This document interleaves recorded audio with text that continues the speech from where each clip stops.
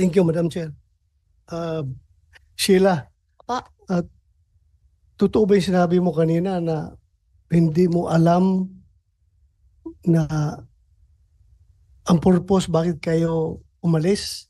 Sinabi mo lang na malungkot lang si opo, Alice kaya alis kayo? kapatid ko eh. Oh, so hindi Sumama mo ko siya alam na talaga. maglayas na pala kayo? Hindi po. Ha? Hindi po. Sigurado ka? Yes, Tapos, sigurado po ako. hindi mo sa tinanong bakit tayo sasakay na bangka papuntang Malaysia na may eroplano naman? Una, hindi siya sabi sa akin na Ha? punta Malaysia. Oh, Ang sabi lang siya sa akin, samahan ko siya. May pupuntahan lang. tapos hindi ka nagtanong habang bakit tayo palipat-lipat ng bangka nito? Maliit, Yun, lipat ng Doon malaki. sa ano na, naduda na ako nandun na ako eh. Ha? Ano gagawin ko? Pabalik ko pa dito sa Pilipinas? Hindi ka man kita, Po. hindi man kita sinasabing pabalikin dito, pero halata na nagsinungaling ka. Sorry po, sorry po. Wag mo kaming lukuhin dito. Hindi po, kasi Ah, yung una Baka talaga akala po, mo kung ano yung ginagawa ni Alice Go Ay, sa hindi committee na ito, po. kaya mong gawin din. Pasensya na Ha? po pag may mani ako na Pasensya. sasagutin. Kasi sa You totoo are lang lying. na talaga, hindi ko alam. Yung Makinig ka, lalabas na makinig sabi- ka. Makinig ka. Ha? Huwag mo kami lukuhin dito. Hindi po, Ha? Niluluko mo kami. hindi po. Klaro na hindi ka nagtanong sa kapatid mo na bakit kayo magbangka at hating gabi tayo lalayas dito. Tapos sabihin mo sa amin ngayon na hindi mo alam na lalayas na pala kayo ng Pilipinas. Oo. Tell it to the Marines. Huwag mo kami lukuhin dito. Hindi I will po. not move for your contempt. I will not Hindi move for po. you Hindi for you to po be cited in ganyan contempt. po, Ako lang hindi po. nagpalabas lang ako ng hinalakit ko dahil parang niluluko mo kami dito sa Hindi committee. po. Ha?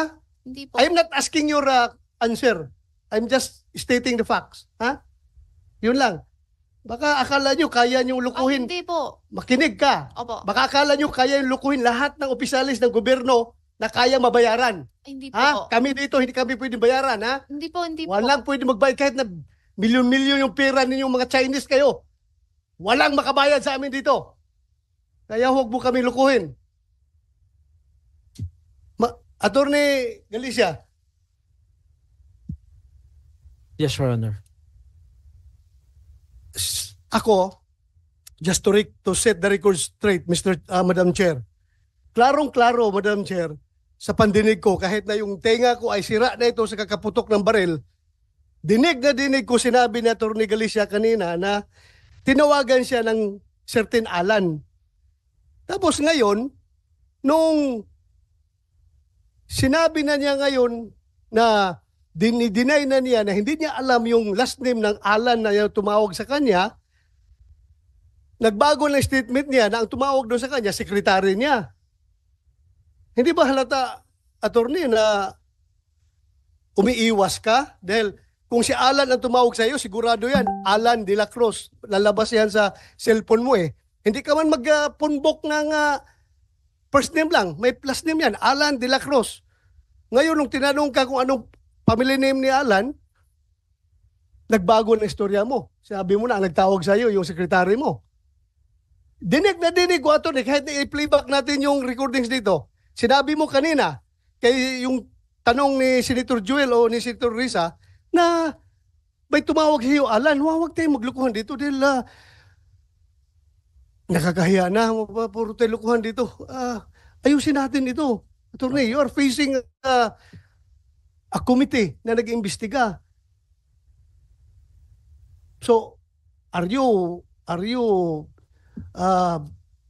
holding on to your next second statement na hindi si Alan tumawag sa iyo? Opo, Ipe-play ko yung recording dito. hindi po talaga, Senator. In fact po, Pero sinabi mo kanina na si Alan ang tumawag sa iyo. hindi po talaga siya tumawag sa akin. Musik, Madam Chair, baka pwede natin Yes, Baka Senator. lalabas ako ang nagsinungaling dito kahit Hindi na naman may, po. may kabingihan na ako. Comsec, para lang mapalagay ang loob naming lahat, no? Paki-provide sa amin yung portion na yun ng transcript. Yes, kung ano ang sinabi ni Attorney Galicia tungkol dun sa pagtawag nung Alan sa kanya. Mm-mm.